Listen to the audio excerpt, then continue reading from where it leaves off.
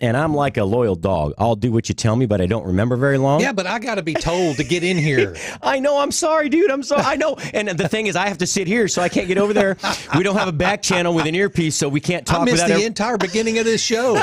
Did the music play? It did. It did. Yep. It well, played. At least that worked. Hey, man, it's all good. But then it just kept playing, didn't it? No, it actually stopped. Well, it probably played over there. I didn't hear it, though. So I was like, I'm still trying to figure out the clock thing. Yeah. And anyway, all I can tell you is without Ron, none of this stuff would work. Stuff. We're going to say stuff. Yeah, but you just got to, Ron's got to pay more attention. Sorry, brother. No, Ron needs longer sleep. That's what Ron needs. We need another Ron. Hey, if anybody out there wants a temporary job as Ron Jr. or Mini-Me Ron, you're welcome to come and apply. It's we'll do the mirror test here. It's a pretty easy, application process. We hold a mirror to your face. If it fogs up, you're hired. As long as you can push a button and read the time. Because trust me, I produced a show for the first time today, a new one that had a video intro. And hey, I want to say thank you very much to Trey Chapman and his Chow Down show. He has trusted us with his image and his reputation to come on board and do a great live show for us. Actually, it was really, really good. He had a great guest on today who actually won Top Chef, and his name is I'm sorry, Grace. His name is restaurant. He's got several restaurants here in town, Blaine, Chef Blaine. So congratulations, for winning Top Chef back in 2012. That's a tough show. That's one of the last food shows on Food Network I ever watched. It was, Food Network, but one of my favorite shows when they first started out. Like the first 3 seasons were great. There were real challenges, unscripted drama. Trust me, I don't know why they try to script food shows. You don't need to add any drama to the friction between servers and the front of the house and kitchen, right? The front of the house and back of the house, servers and cooks and chefs. You don't need to script the drama when the frustration of the dishwasher who has 14,000 dishes backed up and you're screaming for a clean glass on the busiest night of the year or ever in your business. The frustration on his face and the total and utterly helpless disposition that they have because they can't do anything. They can't wash any faster than the machine goes. You don't need to script that drama. You don't. And it's unfortunate that a lot of these food shows do create the drama, script it, kind of ask you to play into it. I'm not calling any specific shows out. I've just spoken to so many people over the years that have been on Food Network and Bravo and so on and so forth. One of my favorite shows, I think it was on Bravo. It was Knife Fight, which was another winner from Food Networks or from the Top Chef. That was Ian Hall, and he had a couple of restaurants, one in New York, one in LA. But when his restaurant would close at 10 o'clock, he would have 2 chefs, typically that had the same style of cooking or that like to cook the same with the same center of the plate item, same protein, and they would do a challenge at 10 o'clock. It'd close 10:30. The lights would go off, and they had an open kitchen, and those 2 guys would just go to town. And it was a very quick, fast-paced show, and that was one of my favorites. I think he had a few seasons on Bravo with that, and it went away. But I really don't watch food TV anymore. I did watch Anthony Bourdain. He was the guy that you loved, that you hated to love or loved to hate. I'm not sure. He was a little pompous, a little arrogant, and that was just the feeling that you got from him. But he was very educated. He was an excellent writer, and you could tell the way he spoke, the way he described things, the emotion he evoked when he talked about food really expressed his passion. And he is sorely missed. I have met him a few times. It's a shame that La Halle has closed, the restaurant where he was last chef at. That was his last formal position as executive chef in New York. We actually lost another young lady died who was a competitor in the food world. Fatima, I think. Let's see. All right. It's Friday, so you'll have to free me. I have Chef Brain on Friday. Not to mention we do beer for breakfast Friday on another show, and I did a little toast with Trey Chapman and Blaine in here. We had a little bit. I'm looking. Hey, Basil Hayden, I love you. If you'd like to sponsor our show, please give me a call at. All right, just email me. It's info@spoony.com. Info@spoony.com. This is my favorite bourbon, by the way. If you've never tried Basil Hayden, you don't like bourbon, you might like this one. It's a little vanilla up front, a little bit of a bourbon flavor in the middle, and a little bit of heat in the back like a rye does. But anyway, so it's been kind of a I don't want to say a tragic year for chefs, but we lost last year. Man, Paul Bocuse, the father of modern French cuisine. It's been a not a troubling year, but it was tough. There was a lot of loss in this year. These chefs influenced more. I mean, Paul Bocuse in particular probably influenced more chefs than any other chef preceding or following him. Any other chef. Not only was he passionate about his trade, matter of fact, he lived still in the apartment above his restaurant where he grew up. He lived in that apartment till he died. Unbelievable. This guy was a class act. Again, he defined modern French cuisine. As a matter of fact, the World Olympics, there are these culinary Olympics that happen every 4 years in France, are called the Bocuse d'Or. So it's actually named after Paul Bocuse. It was anyway, very saddened by his loss. Trey Chapman today, if you haven't checked out his podcast, please go to Spreaker and go to Spoony Radio and look for Trey's Chowdown Live. He's got quite an interesting history. His family has owned restaurants since 1905. I think they've had over 100 restaurants over the years. His family still has a working cattle ranch north of Dallas. It's a beef and breeding ranch. So they sell calves, and then they also sell their beef for cattle, the fully grown beef. But it's fully mature beef. That's a hard business, and to do his show on top of that with the traveling and kind of finding the best of the best in 5 states that he travels. The guy's got some stamina endurance. He's been doing it 10 years, but this is the first time he's been doing it live. So we're really, really honored to have him on the Spoony Network. And man, I hope we do him proud, and he continues to host. So there's a lot of controversy about the Super Bowl this year. I don't get into that. My team didn't make it. Pittsburgh Steelers again, but I think they're number 2 in wins behind Dallas as far as total number of wins in the Super Bowl. So I'll take that home as a point of pride. But even if your team is not in the Super Bowl this weekend, more than likely you will be watching. So what will you eat? What do you want to? What do you typically eat? I put a post up the other day. I believe it's the Glad Company or Reynolds Company. They put up they manufactured this kind of. It looks like a feed bag for. For big eaters, I was going to say fat guys like me, but big eaters during game day. And basically, it's a bag that attaches around your neck, and it's insulated. It keeps food hot or cold. They had it filled with chicken wings. So you put your plate down, but your plate doesn't hold the wings. It just holds the bones. It's the graveyard. And you just take the chicken wings out of the holster, out of that big old feed bag, and you just chow away. That way you don't have to get up and keep refilling your plate. It's kind of brilliant, but it's kind of sad that with all the modern technology that we can pause any game or any event at any time on television, that we are too impatient to get up and walk to the kitchen and refill our plate and come back. Anyway, but that's another story for another day. So as far as Super Bowl foods, though, there are a few lists I found out there and a few surveys that had been done. And one I found it was on today.com from the Today Show, was the most popular Super Bowl foods and recipes in every state. Okay. And this is according to Google. And Google has pretty good metrics. Unless you're in the political realm, then they can skew the data, but that's just something that I don't care. All right, that's not up to me. So the most popular Super Bowl foods and recipes in every state, according to Google, are, and I'm sure this is alphabetical. So we're going to go to, come on. Oh, it's not expanding, so we'll go this way. All right, we're going to start in the Northwest. We're going to go backwards. We always start in the East Coast. All right, so Washington State. Cake.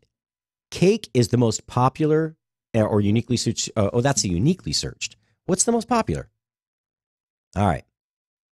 All right. They don't even give you the list. I'm not going to go through a video. All right. Oh, here we go. Alabama. They have an actual list at the very bottom, but they have put an article that's not related to. All right. So the full list of 2019. Alabama is white chicken chili. Okay. If it's white chicken chili, it's not chili. I'm just saying there's got to be a red sauce with chili. It's chili based. Otherwise, it's white chicken cream-based soup with beans, probably. All right, fail there. Although white chicken chili is really good if you've had it. I do. If you ever do it, you do. I use cannellini beans instead of navy beans. They're a little bit larger and they're softer. The navy beans are really small and they tend to be denser. They don't cook as mushy. Cannellini beans are my favorite. And if you get them pre-cooked in a can, just rinse them off. They're really great. They're perfectly cooked. That's probably my favorite, especially if you want to make like a really rich and creamy white bean soup. Ham and white bean soup is my favorite. I know it's typically called navy bean soup, but when you puree white beans, for some reason, unlike black beans or other beans, the starchy texture, the creaminess, you don't need to add cream or anything else to make it richer. That alone makes it worth using white beans for. Okay, so next is Alaska nachos. I guess at least it's not whale blubber. I mean, not that Anyway, I'm sure they don't eat that on a regular basis, but I do have some friends that have tried that. Nachos. I wonder if there's a specific type of nachos that they make, or just standard, ground beef, fajita seasoning, or taco seasoning, and the standard, tomato, onion. What else do you put on there? Cilantro, salsa, pico de gallo, cheese, of course, and then put the whole thing in the oven or the broiler. That's odd. Alaska. I thought it would be something different, maybe smoked salmon or something. Arizona, cake. All right, Arizona, one of my favorite states. Lived there for a long time. To my friends and family there, that's a fail. Cake. Why? What do you make a Super Bowl cake? If this were Fat Tuesday and you're going to have a king cake, or if you're actually celebrating the Mardi Gras festivities, I understand that. But cake, I don't know. Cake is not really a something I consider part of the Super Bowl festivities. Now, if your team was in the Super Bowl, which I don't think Arizona's has ever been, or they've never won the Super Bowl, then I suppose you could have a celebratory cake in case you win, or it's a feel-good cake if you lose. But cake is that's okay. All right, we're gonna get off that one. Arkansas, fried chicken wings. If fried chicken wings isn't number one on your list for each of these states, it's kind of a fail. But Arkansas did it right. Fried chicken wings. California, baked chicken breast. Okay, I guess they're going healthy. It's instead of fried chicken wings, baked chicken breast. All right, that's California. All right, I love California. Don't get me wrong. The land of lovable fruits and nuts. It's hard to get stuff done there. It's a very lax attitude, and the pace is a little slow for me. However, I love the dramatic coastline, the beautiful landscape, and the agriculture that they've developed there, and the wonderful, healthful, organic, and just conventionally raised produce there is unbelievable. And the breadth and scope of that is incomparable in most other states, or any other state, I believe. All right, so Colorado, broccoli cheese soup. All right, it's a cold state, I suppose. Broccoli cheese soup is okay. Colorado, though. Colorado uses a lot of green chilies, the hatch-style chilies. Like, I would think that there would be something more like a green chili burger, or just green chili, something smothered in green chili. Broccoli cheese soup, it's okay. All right, that's more like a Wisconsin thing, I would think. Connecticut, buffalo chicken dip. I was in Connecticut this last weekend. I did not see buffalo chicken dip on the menu anywhere, but I like buffalo chicken dip.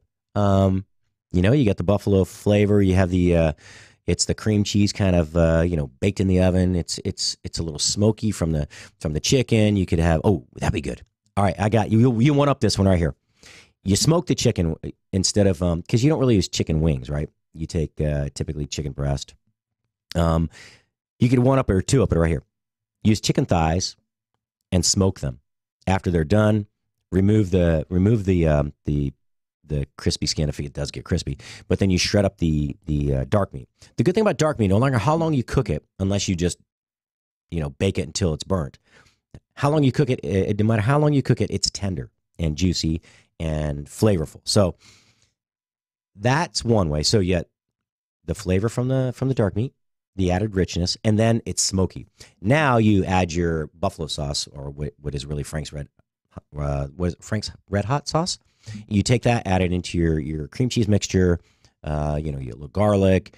If you put spinach in it, whatever, you mix it all. Then bake it. Now you've one upped it. But Connecticut, okay, got it right. Buffalo chicken dip. At least that's in the spirit of the Super Bowl Sunday festivities. Delaware, chocolate peanut butter cake. All right, I said cake was a fail, but chocolate peanut butter cake in specific.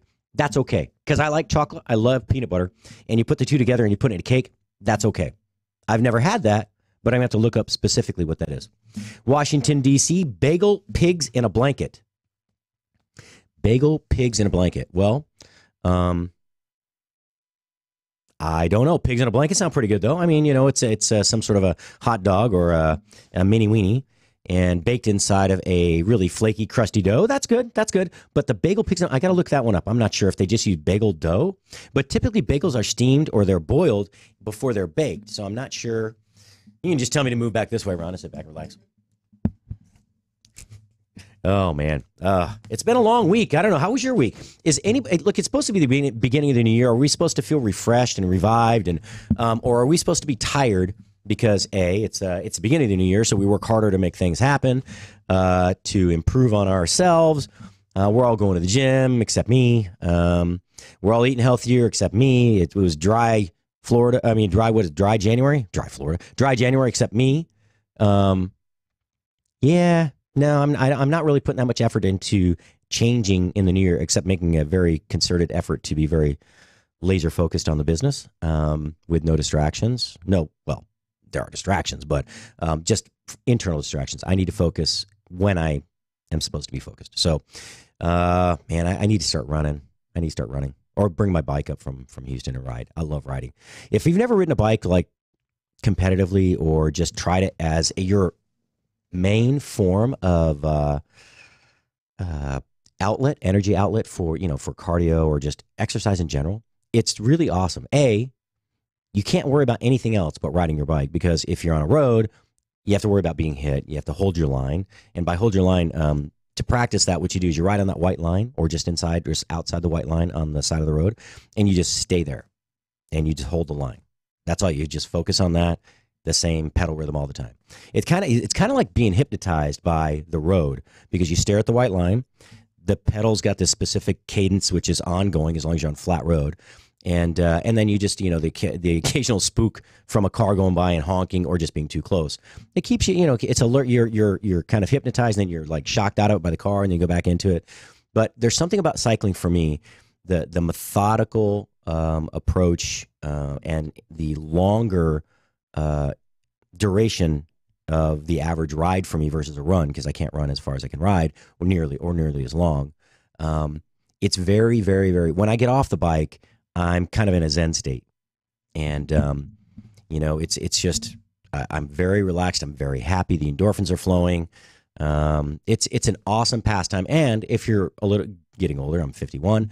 It's easier on your joints. So running, I love running, but it's very, very physically difficult for me long term to continue to run daily, especially if I'm not losing weight at the same time. But riding, it's very good for you. It's great for your joints. If you've had some problems, issues, try it. I love it. Anyway, get back on the list, Patrick. Florida, that's why I kept saying Florida before. Florida cake. Again, cake. What's with the cake? I don't get it. Why are so many people searching for cake? Is there it's not like Jacksonville's in the Super Bowl. Are they going to celebrate if somebody else wins? Maybe their opponents were knocked out by one of the teams that were participating. Georgia, buffalo chicken dip. Again, that's okay. Hawaii, football cupcakes. All right, well, it is Hawaii. Football cupcakes, I'm not sure what those are. They have a football on top. I have to tell you, Hawaii is some of my favorite desserts, which are these cookies which incorporate cereal. They make these cornflake cookies, and Miles Uehara, who owns Hapa or Kappa Sushi in north of San Diego, up near Miramar. Anyway, Miles, your mom needs to send some cookies. You really got to do that. I don't know if you've ever listened to the show, but I'm going to call you out. Miles Uehara, your mother needs to send some cookies to the Spoony Studios right here. They're the best I've ever had. They're unbelievable. They're these light, crispy kind of sugar cookies that incorporate the cornflakes in them. It adds this extra crunch and lightness to them. They are unbelievable. And they make other ones. Oh, the potato chip cookies. Those are even better, because you got the salty, crunchy potato chips inside the sweet cookie that are, and you'd think that when you put them in the batter and then you bake them, that they'd somehow get soggy or it would affect the potato chip. It doesn't. They stay crisp. It's just my favorite. That was my favorite treat from Hawaii when Miles and I worked together at a place called Tommy Tsunami's up in Denver. And then I was fortunate enough to have him come to California to work for me. at PO. He's out on Coronado Island. But yeah, Miles, I'm begging you, Mrs. Uehara, ship a box over, please. Okay, and a little of that tofu from the family's company, Aloha Tofu, right there in Pearl City. All right, Idaho salads. Idaho, are you really that healthy that you're Googling salads? I mean, it sounds good. I love salads, but it's Super Bowl Sunday. You can splurge a little bit. It's not a cheat day. It's a treat day, okay? Illinois, jalapeno poppers. Okay, that's good. Tailgate food. Indiana, fried rice. I'm surprised by that one. I love fried rice. That is something easy to make for a large group of people, but fried rice, that's interesting. Iowa, Irish stew. Well, being of Irish descent, I could go for Irish stew, I guess, on Super Bowl Sunday. It is cold out, typically, that time of year. I was thinking more chili, I suppose, but Irish stew, okay, I'll give it to you. Kansas, buffalo chicken dip. All right, there we go. Again, Kentucky, taco salad. Okay. I don't know. I'm. How do you make that for a large party? Do you make all the individual bowls? Do you make the small taco shell bowls and or the tortilla shell bowls and then make individual ones? Or do you just make taco salad where you put the Doritos in the bowl and that's your crunchy portion, which gets soggy eventually, and then everybody just serves themselves? I don't know. Louisiana cupcakes, again with the cake and cupcakes. But it is Louisiana, and it is, well, and actually, I mean, yeah, all right. They're not in it this year. They should be. Maine, paella. Maine makes paella. Maine rhymes with Spain, I suppose. But paella, that's not a dish that's easy to make. I mean, that's you gotta kind of par cook the rice. You put the whole thing together. You gotta bake it in the big paella pan. But they do have great seafood. All right, real quick. Maryland pizza. Okay, pizza's cool, but I'm guessing if you're researching it, Googling it, you're gonna order it. You're not making it at home. You're ordering in. Massachusetts, gluten-free pretzels. Okay, that's the biggest fail I've ever heard of. Gluten-free pretzels is the number one search item on Google for Massachusetts for Super Bowl Sunday. That's silly. Don't get me wrong, I like gluten-free stuff, but is there nobody up there eats junk food on Super Bowl Sunday? All right, Michigan, pizza. Minnesota, tacos. Mississippi, granola bars. Wow, that's a fail. Mississippi. Missouri, broccoli cheese soup. Again, Montana, lentil soup. Nebraska, pigs in a blanket. Nevada, vegan, cheesy, bacon, spinach dip. Okay, that's a conundrum right there. Vegan, cheesy, bacon, spinach dip. That's like an oxymoron. Vegan, cheesy bacon? Huh? I have to check it out, as long as it's not turkey bacon. Next, New Hampshire, cakes and cupcakes. Again, cakes. New Jersey, buffalo chicken dip. New Mexico, pea and peppercorn mash. Pea and pepper. All right, that sounds interesting. I'm gonna have to look up what pea and peppercorn mash is. New York spinach dip. Yeah, okay. A little boring from my home state. North Carolina Cobb salad. North Dakota baked nachos. Baked nachos. That sounds good. Cobb salad is my favorite, but that's weird for Super Bowl Sunday even for North Carolina. Ohio buffalo chicken dip. Oklahoma chicken noodle soup. Oregon banana bread. All right, I will try to finish this list up at the end of the show, but coming up in a few minutes, we have Cheryl calling in from Mixed Metaphors. What are we drinking Friday? And she's got a couple new cocktails. She's back from the road, and she is no longer stuck in Ohio. I think she's been waiting 3 days to get back to Chicago to make this call. We were a little concerned she might not make it, but we have what are we drinking Friday? What are we drinking Saturday? And I'm sure we'll talk a little bit about the specifics of the drinks. Matter of fact, if you go to Spoony's Facebook page, Spoony Radio on Facebook, you can see the drink that's coming up. It is a kind of a festive martini. It's a little on the spicy side. It's a puttanesca martini. All right, we'll be right back. Chef Patrick, Food Biz Pro. Come back in 2.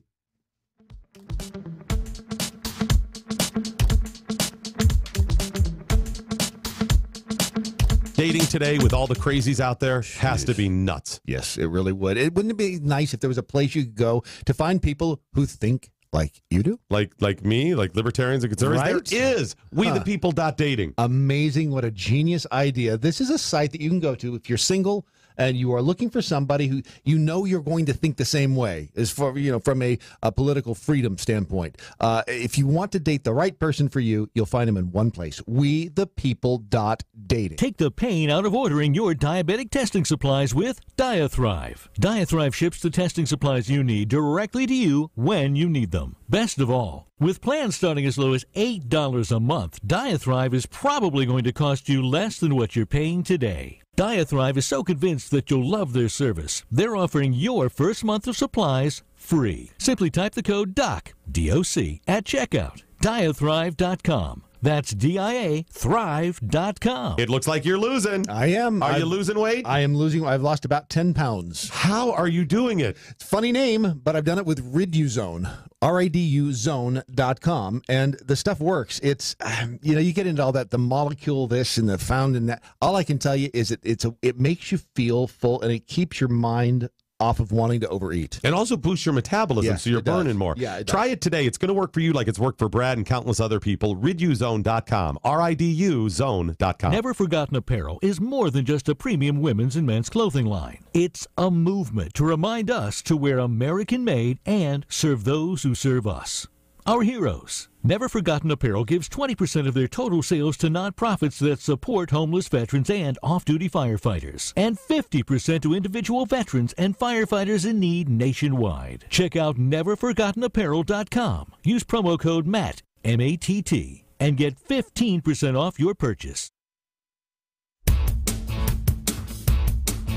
Follow Chef Patrick Mosher on Twitter @FoodBizPro.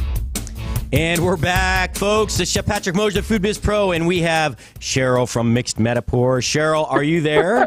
Oh, okay. So I'm ready for a rant today, Pat. Let me just get that up front. you just sent me the funniest text. I have to read this to the folks. Okay, so Cheryl's been fighting for 3 days to get home back to Chicagoland, right? And she's like, oh, hopefully. She sent me a text earlier saying, hopefully, I'll be back, at home by the time I have to call in at 2:30 with to look at my notes, blah blah blah. She sends me a picture of her. What are you holding there? I'm holding my luggage tag. Oh, and she's like, I'm stuck. I'm literally sitting on the floor of the terminal at O'Hare because technology doesn't work. They don't have a console with a plug-in. I couldn't get an Uber home to make the call. So, everybody needs a drink. Me most of all. I could just do it from the airport, right? You suck it up and you do it from the floor of the airport. So it's really funny. So what you see, you're like, you send me that picture, and it's like from the floor of the O'Hare terminal, plugging in for a call. Yes. Did you ever see a woman more in need of a cocktail? I have to say probably not, except my mother a few times when I was a teenager. She probably looked a little more hairy than that, but that's so funny. Matter of fact, here, you can go, So, are you going to share that one? I don't know if we should do that. No, I'm not. But let me ask a pleasant question. How was the rest of your trip in Arizona? Oh, this was in Arizona. If I had been before, that's why I'm complaining. asking you about Arizona and not Ohio, or wherever you happen to be after that. Arizona was wonderful. Arizona was funny and delicious, and I had fun, drinking my way through Scottsdale. And I have to say, the people in Columbus, in case anybody's listening, they were wonderful. I found some great bars, fabulous restaurants. Another time, maybe we'll talk about a lot of the great opportunities to eat and drink in Columbus, Ohio. There really, really are some. Well, Doc is from Columbus, right? Oh, no, he's from Cincy, but he knows Columbus. No, he's from Cincinnati. Doc, okay. I'm sorry if I offended you. You're from Cincinnati. I'm sorry. But yeah, Cameron I'm sure Mitchell is the big restaurateur there, and he's got several different. I stopped in a couple of his different places. But then there was one delicious restaurant called Service Bar, and it's partnered with a distillery, Midwest Distillers. And so they're making these fabulous whiskeys, and of course you can sit at the bar and have a lovely dinner and taste them. Mm-hmm. Wow, I could do a whole program just from there. They had a stone fruit vodka that you could sip like it was great by itself. It mixed up fantastically. They had a bourbon that was made of a 4-grain bourbon with red wheat, rye, corn, and 2-row barley. So these are all like great grains. So if you have to be stuck someplace, there are definitely worse places to be stuck. But it got old. I went in a day early because I didn't want to miss my meeting. I wanted to get out of Chicago before the snow, and then I couldn't get home. It was like a joke. In the middle of, every conversation, I'd get another bing from the airport saying, your flight's not going, your flight's not going, your flight's not going. So I'm here. We can talk about what I'm going to drink as soon as I get in the door of my house. How is your bill now going? I'm thinking you're going to have the Uber stop on the way home, take a little diversion, just drink in the back of the car on the way Do there. they do that? I don't know. They will. They'll stop wherever you want. No, I've never stopped at a liquor store. I've had them drive through Taco Bell late at night, though. That was a long time ago. No. I think I can make it the 30 minutes to home. But tell me, last week we couldn't talk because you had a conference. How did that go? It was awesome. I was at the Mohegan Sun Resort casino in Connecticut. Just it's on the Mohegan Indian Reservation in Connecticut, just outside of the Mystic, that area in kind of central eastern Connecticut. It was awesome, or southeastern Connecticut. Beautiful. It was very, very nice. A lot of celebrity chefs. There were great food, drink. They had a bourbon tasting one night. And of course, they had Basil Hayden, which is my favorite, but they had a number of others. And I had a Maker's Mark, like a private reserve that they have. That was phenomenal. That was really good. That's one of my favorite. And I don't drink a lot of Makers, so it's not my favorite. I never really tried it, but that one was very nice, smooth. But that, is it the Maker? I mean, it's the they own, so it's Suntory. So and is it Maker's Suntory? I forgot the name of the company, but they had a couple of really unique scotches there. And one of them was a blend of a 21, a 16, and an 11-year-old Scotch that was phenomenal. It was really good. They also have Lafroig. But the Suntory Scotches, they can't call them Scotch, right? Because it's not made in Scotland. It's got a flavor profile just like Scotch. Yeah, it's whiskey. They call it Suntory whiskey. But some of the I mean, the number one whiskey in the world, I believe, last a few over the last 5 or 6 years has been one from Japan. They're very dedicated and very how do you say it? Meticulous in their processes. Anyway, so it was a fun time. Got to meet a lot of celebrity chefs I hadn't met before. We got some great interviews. We did a Facebook Live with Alex Garnaschelli. Our own Sanchez, got to meet him. Bobby Flay. Terrific. He's elusive, he has handlers that just whisk him off at a moment's notice. He's hard to catch. He's a little slippery. Sure. I just don't think he likes me. I'm just joking. He seems to be. I've met him a couple times. He's a really nice guy. And being the face of Food Network. I was going to say, you watch his persona doesn't seem to really like anybody, but I'm sure that's just his camera face. But if you watch when he's on Beat Bobby Flay, he gets is flack. That's all he gets. They give him, they needle him from the beginning of the show, right? And that's true. Yeah, and I have to tell you, he's someone who didn't let the pieces fall apart. Well, a long time ago, he was on Iron Chef in Japan, and he lost. And you get to a point. Yeah, but here's the thing: you get to a point when you're operating that many restaurants, you become a celebrity. And I may get some of these details wrong, Bobby. If I do, forgive me. But so he went back. He busted his ass. He went back in his restaurant, started grinding it out, and got back to the top of his game. And went back and won. And so anybody who can do that, especially that's a lot of grit. It is. And, it's easy to just kind of sit back and rest on your laurels, especially when you've accomplished that much. And you're, again, the face of Food Network besides Guy Fieri. He didn't take the easy route out, and got to respect the guy for that. But and how many people at that level are willing to go back on their floor and demonstrate it on a cutthroat time frame kind of program like that? Because everybody makes mistakes, right? You have to eat a little bit of crow, and I guess from time to time he loses, but it's pretty rare. Yeah, well, you know what? I looked at the ratio of wins to losses, and it's like, he beat by. Well, okay, I'm gonna look it up while we're talking about it. But so back to Arizona. What was your favorite drink or favorite establishment that you went to the whole time you were there? Was it? Oh, well, first of all, I got to dig back in my mind because I've had a lot of good drinks since then. But the Citizen Public House, I just thought was wonderful, and it was the whole experience. We went in. My husband and I went in the first day just to happen. We happened on it. We had a happy hour cocktail, and the bartender was so great and so warm. I believe it was Brandon. I want to get that right because he made us feel like we were the only people at the bar that day. And you know what? We came back and brought 7 more people for drinks and dinner a couple nights later. So the service was excellent. Nice. They are known for what sounds like a strange entree, but it's a chopped salad that people fly into Scottsdale just to get that and take it back with them again. So what makes that chopped salad so unique? Salad. It was avocados and wasabi and just super fresh, super good. goat cheese. I know I have to admit, I've had that combination of greens and stuff before, but it was the hype, and it lived up to it. And then, of course, you're drinking these wonderful barrel-aged concoctions along with it. So I think I might have sent you some photos. Everybody had something different, and then we all shared. And the happy hour prices were ridiculous. You could get a beautiful bottle of wine for next to nothing by the glass for $5 a glass. That's what you're talking. That was one of the things that surprised me. I mean, these phenomenal wines for $5 a glass, which is they're probably not making hardly any money off that because 4.5 glasses about per bottle. But there are very few great wines that you pay less than under $20 for, even at the wholesale price for restaurants. So. I was very surprised, and you were saying that their cocktails or craft cocktails that they were barrel aging and creating that were very, very inexpensive and reasonable. It was so much fun. I don't know about you. I imagine like me, when you're on vacation, you want to try as many different restaurants and cuisines and chefs as possible.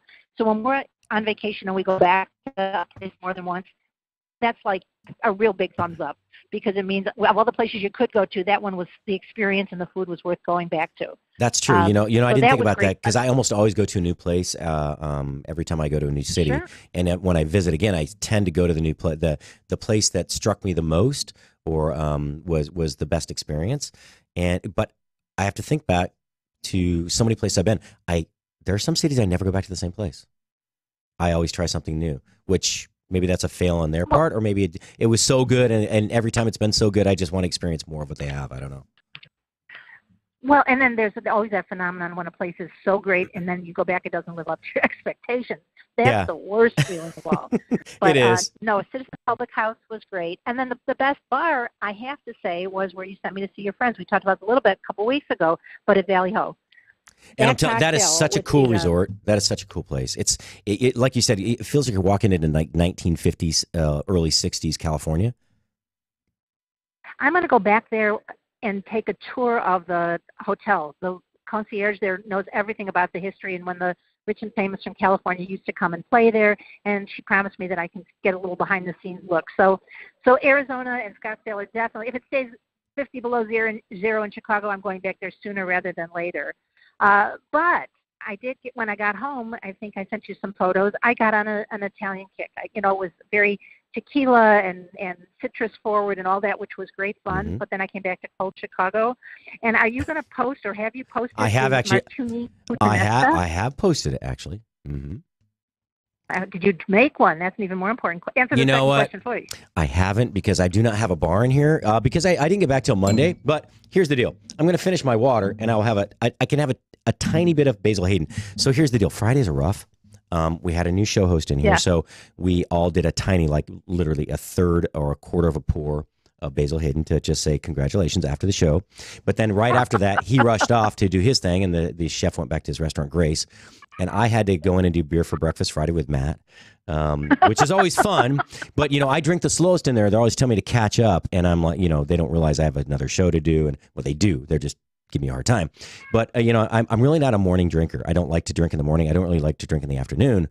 But I'm practicing. Okay. So I don't have a full bar in here yet. So I will finish my water. And while you're discussing what we're going to have. So puttanesca, by the way, is one of my favorite sauces. It's that kind of spicy. So yummy. Oh man, it's got lots of garlic, and it has it's got lots of capers, and it's this very spicy, zesty tomato bold. sauce. Yes. It is. It's very it is bold. It's Abonanza, right? What's that old commercial? One of the Abonanza. That's right. Yes. It's very zesty. Zesty is a good way to put it. Yeah. And I was surprised as I was playing around with this that. I like to think there's nothing original under the sun anymore, but I made it and then I looked it up, say, hey, did anybody else come up with it? And I didn't see it anywhere. Really? So, maybe I'm going to, maybe we're the first, but you start with 1.5 ounces of a really good vodka, and I used a rosemary-infused vodka. Oh, that sounds right delicious. Off the bat, I'm getting some of that Italian sensation in, right? Now, did you infuse that, or did you buy that? No, I had it in my bar. Okay. Sometimes I pick up all kinds of interesting stuff if I see a closeout or a vet last a bin or something, just to have it, and it sits until the moment strikes. So that's where it started. But once I had that, I put in 1/4 ounce of dry vermouth, and I like just a teeny bit in there, little more than waving it over the top of the glass. But then I had some dark olive brine that I'd saved from a jar of really nice olives.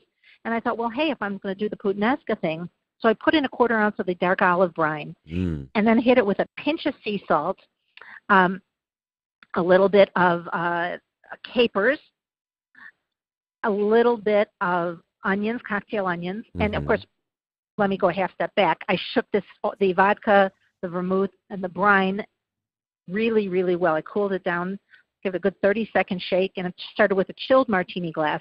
Then I strained it into the glass. I might even have tossed the ice right in with it because it was a big glass and I wanted it to fill it up. Yeah. And then that's when you added the other goodies. I had a nice thick slice of lemon that I rimmed the glass with and I dropped in. I had a beautiful heirloom tomato, a dark red tomato. I see that right there. The So I was going to ask you about. So I see the ice in the glass, right? And I'm like, why'd you put the ice in the glass? And then as a chef, I'm thinking, for me, it was about the tomato and the lemon. So you could have those stand up on something because otherwise they're going to sink to the bottom of the glass. And the tomato, you can't cut a slice, a slot in the side in the wedge and have it stay on the glass. It's just not going to work. So I was thinking. That makes sense. There was enough booze in this drink that the ice would hold up. Maybe if I was doing it again, like in this weather in Chicago, I'd have fun. I'd take some snow from outside and mount that up to hold the tomato and the lemon and make it a real winter Chicago martini. But I have to tell you, the combination, and then of course that inspired dinner that night. So we did a pesto pasta and mirrored the flavors in the dinner. Oh, wow. It was a great combination, and it was warming. And I'm thinking that this is a debut drink. I haven't seen anybody else do it. You know, it sounds really good with that. It's nice and spicy, spicy like that. If you could take almost like a miniature skewer that was more like a skewer of a crazy salad. So you could take your basil leaves and you could wrap it around a small, very small buffalo mozzarella balls. Wrap it around that. Ooh. Put that on the skewer, and then maybe a cherry tomato, and then another one of the mozzarella balls with the basil on there, and then just stick that in there like olive instead of olives, but let that sit in there, rest in there for a minute before you serve it, and then maybe float the capers on top. What if you did fried capers and floated those on top, maybe? Ooh, beautiful. And you know what? If you want to make this a whole sort of a sip and dip kind of thing, you could do it's a big glass, maybe 5 skewers. So you've got a whole mini appetizer and drink together. Yeah, you just lay them across the top like they do. I'm sorry to talk over you. It's Friday. I can't. I'm just go ahead. So excited about food and drink on Fridays. But yeah, like you could even lay just across the top of the glass if you have a large enough skewer, like they do with the really fancy olives. That they want to show off the olives more than the drink sometimes. That would be. I really want one of these. I'm just trying to think if you could get a crouton in there too. Like a little. Too much may be too much of a good thing. Yeah, no. But so if there were a way to press that dry flatbread across the top, I'm thinking about this. I think I'm hungry as well as thirsty. Yeah, so am I. So that's. I'm actually thinking more about the food than the drink. But I think what you could do at that point. So if you took a triangular toast point, a large one though. So one way that you can it would rest on the glass. Exactly. So you could just cover half the glass with it, and you could maybe make it like a bruschetta or something on top. And then they could just pick that up and eat it, and then you would have the puttanesca martini underneath. That would be really good. See, and I didn't put garlic in the drink because I love garlic, but that's not my thing. But if you could do a little garlic rub on that toast, so it's a bite of that, then a drink of the martini puttanesca. Okay. It's sounding better and better. I know. So it's sounding more like a meal than a drink right now. So you need the cocktail, you need the beverage. I really need some food because, again, stupidly don't eat before I come into the show. Typically, I don't know why, because all I do is think about, talk about, and post pictures of and links to food recipes, stories, whatever, all day, every day. So you'd think I'd eat more, but I have not been eating more. Well, here's my question. No, that's not good. And I figured the whole first part of the show, or at some point, you've talked about what everyone's eating Super Bowl. If not, we got to talk about what we're eating and drinking Super Bowl. Yeah. So what are you going to have Super Bowl Sunday? Super Bowl Sunday to me is good, old-fashioned, easy drinking stuff. Bloody Marys, beers. You want a good chaser after one of them. I don't think highbrow drinks. I don't think, champagnes or wines. I want something that's good with the chips and the dips and the wings.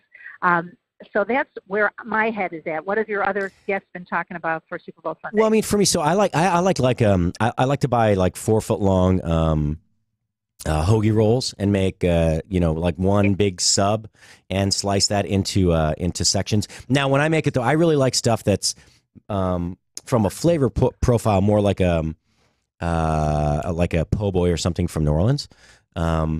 Okay. So I love to have what's the chow chow on there? The olive tapenade kind of sauce that they have in Louisiana. Muffalata kind of? Yeah, so muffalata sandwich is my favorite. Yeah. So you do, that would be but great. they tend to do it on bread that's a little dense. So I like the lighter, more like a hoagie roll. So I love nachos. One way to make nachos is actually put them on a big sheet tray.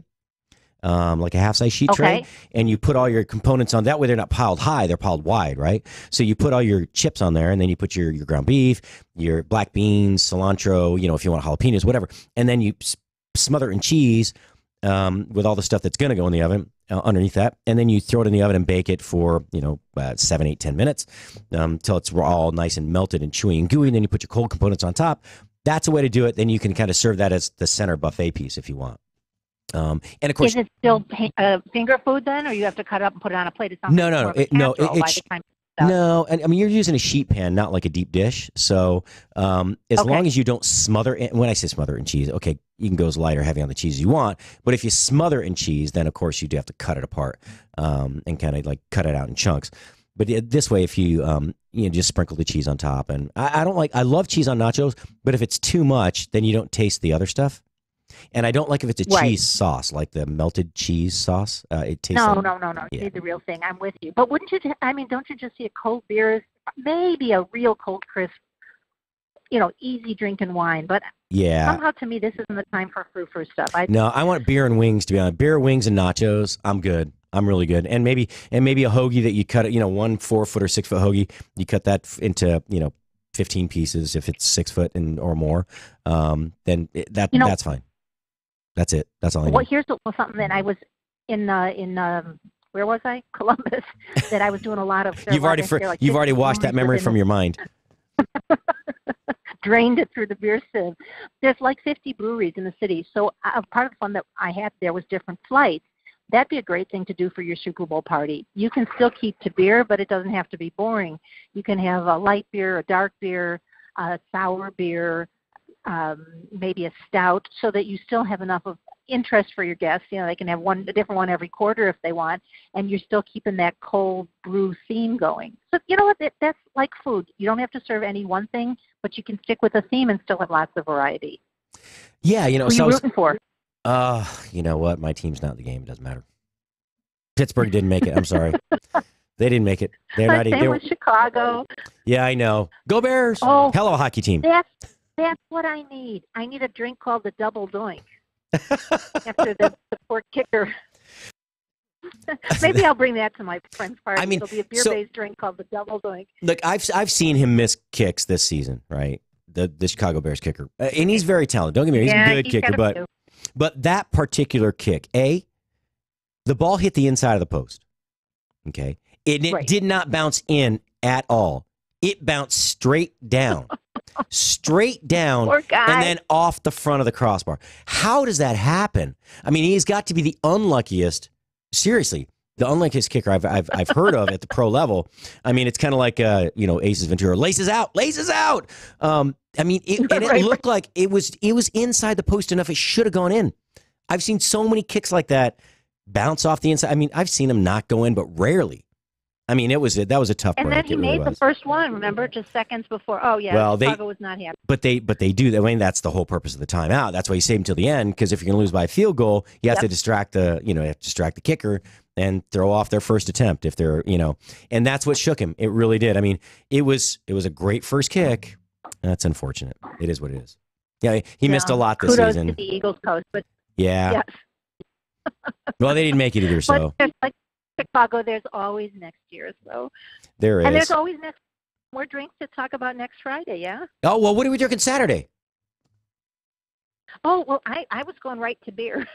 Well, you know what? Actually, look, I'll say it real quick. We don't have to go through it, but so Friday was the Puttanesca, right? And the Martini Credenzka. oh, you know what? This And then- this is one of my favorites actually. Which one? Moretti beer. Oh, yeah. That's what got me thinking about beers. This little neighborhood Italian restaurant had Moretti. They didn't call it on draft. They called it on tank. And I hadn't seen that kind of equipment before. Can you tell them the picture? It looks like a snow globe filled with beer. And even my friends who we were with who aren't beer drinkers couldn't get over how good it was. I like Moretti. I think it's a great beer.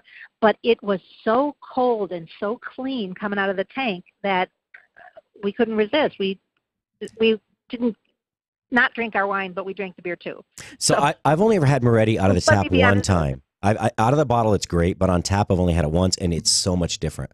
And you're right; it's not a standard tap. It's kind of a separate. It's got its own separate sealed system, a self-contained system, Right. and it is really good. And so the glass they're serving in is like a tall goblet almost. It's got a bowl type base, but the sides aren't really. They don't flute. They don't.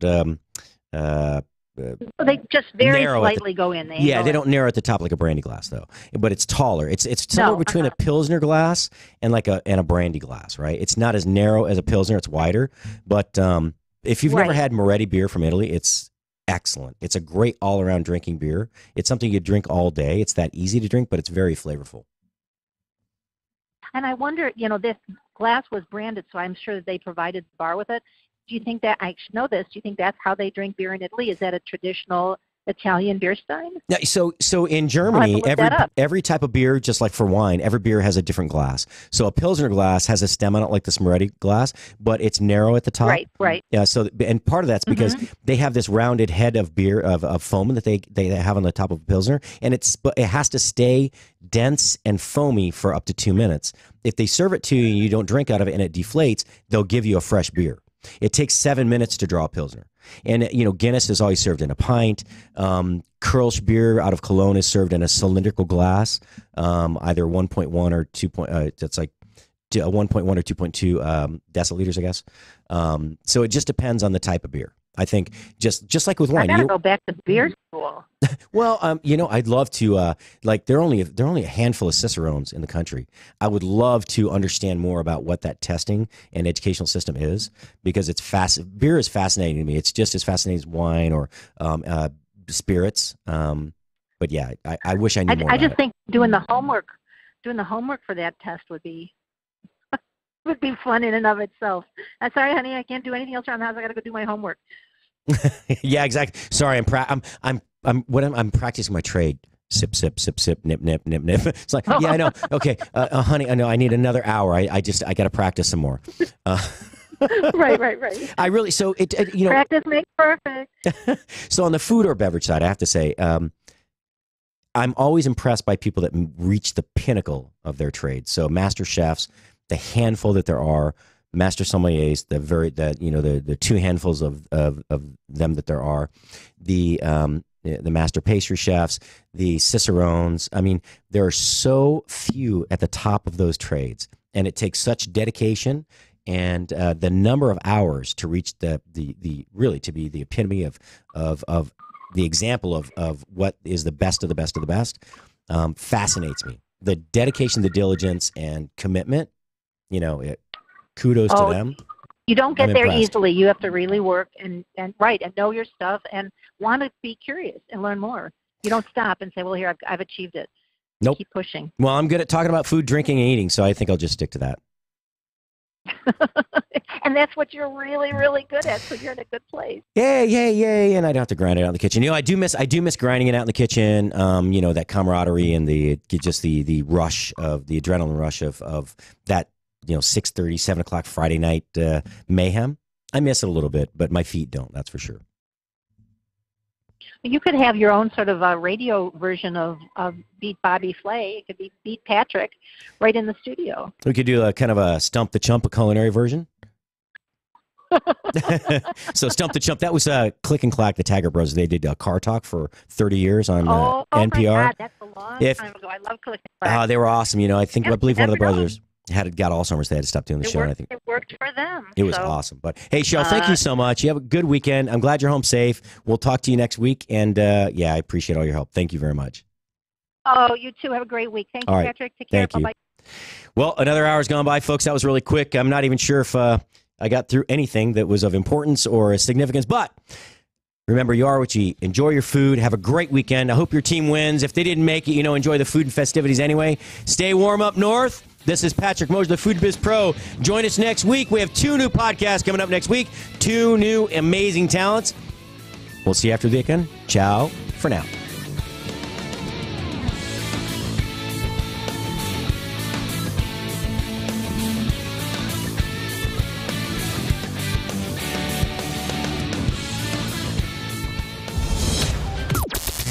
This is the only 24-hour take-anywhere platform dedicated to food and fun. We're Spoony.